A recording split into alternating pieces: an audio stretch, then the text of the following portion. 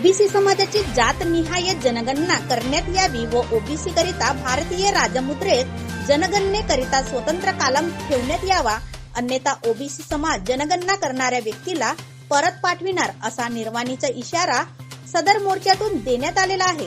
सदर मोर्चाला दसरा मैदान भंडारा येथून सुरुवात होऊन यात विविध ओबीसी संघटना व विविध सामाजिक संघटना सहभागी होऊन जिल्हाधिकारी कार्यालयावर भव्य मोर्चा काढण्यात आला। यानंतर मोर्चाचे त्रिमूर्ती चौक भंडारा येथे जाहीर सभेत रूपांतर झाले। या मोर्चाला ओबीसीच्या अनेक नेत्यांनी संबोधित केले। या मोर्चात प्रमुख उपस्थिती म्हणून महाराष्ट्र विधानसभेचे विरोधी पक्षनेते आमदार विजय वट्टीवार, विधानसभेचे माजी अध्यक्ष तथा विद्यमान आमदार नाना पटोले, विधान परिषद सदस्य अभिजित वंजारी, माजी आमदार चरण वाघमारे, माजी समाज कल्याण सभापती चंद्रशेखर टेंभुर्णे यांनी सुद्धा आपली उपस्थिती दर्शविली होती। सर्व मान्यवरांनी मोर्चाला संबोधित केले। यात विविध ओबीसी संघटना, सामाजिक संघटना सहभागी होऊन जिल्हाधिकारी कार्यालयावर मोर्चा काढला।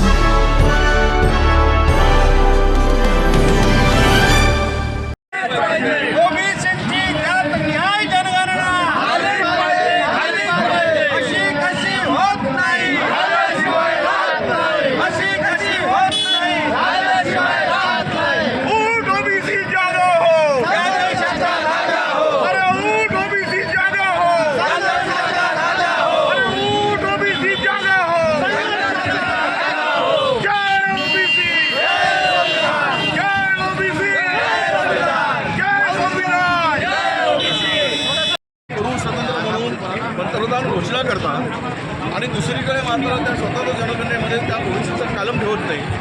यावरून याची बनवाबनवी होते। ओबीसीचा वापर फक्त मतासाठी करायचा, मत घेण्यासाठी करायचा आणि ओबीसीच्या वाट्याचं काही द्यायचं नाही, ही या सरकारची भूमिका आहे। आणि त्यासाठीची आमची मागणी स्पष्ट आहे की तुम्ही स्वतंत्र कालम जो आहे तो ठेवा ओबीसीसाठी।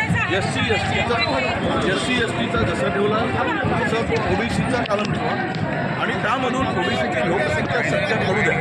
ही संख्या कळल्यानंतर आमच्या वाट्याला जे काही आहे आमच्या संख्येप्रमाणे ते आम्हाला मिळालं पाहिजे, ही ते आमच्या मागची भूमिका आहे। त्यासाठी सरकारला इशारा देण्यासाठी हा मोर्चा आहे। सारखं सुद्धा म्हणता येऊ शकते।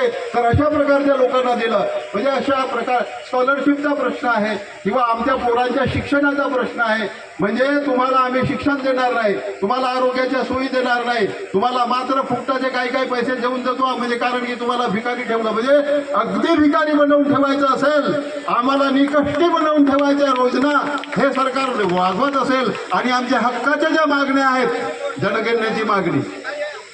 जनगणनेची मागणी आम्ही केली दर करून, पण तुम्ही कबूल केलं होतं ना।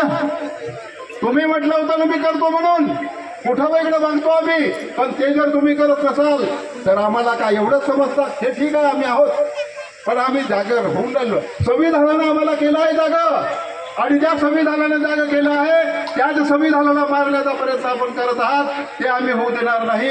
यासाठी अजून मोठ्या गोष्टी करू। तर आपण ह्या सगळ्या लोकांनी जे सहकार्य केलं